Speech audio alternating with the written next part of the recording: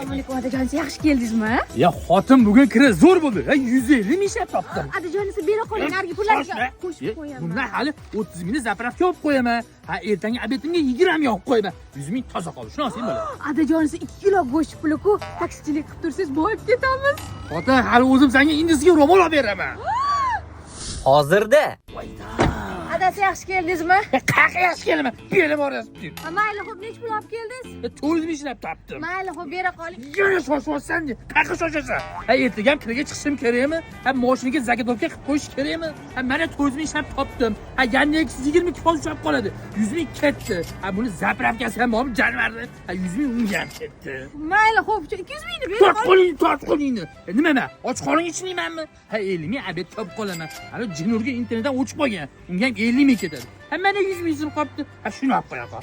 Adasi, 15 yildan beri kuniga 100 ming so'm olib kelasiz. Hozirgi kunda bunga 1 kilo go'sht ham bermaydi-yu.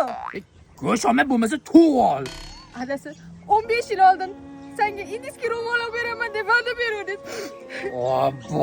Bo'pti, to'q go'sht ham olmay shu boshingga ro'mol ola qol. Adasi, xavotir olmang, hali hammasi yaxshi bo'ladi. Boyib ketamiz hali. Qaqa boyimiz? Ha, 30 yildan beri kerak qilaman. Hali enimga bir kiyim olganim yo'q. Adasi, insofli bo'ling. Boshingizga do'ppi oldingiz-ku. Bu do'ppini sotib olganim yo'q. Tilat tushib qopti. Shuni kiyaverman.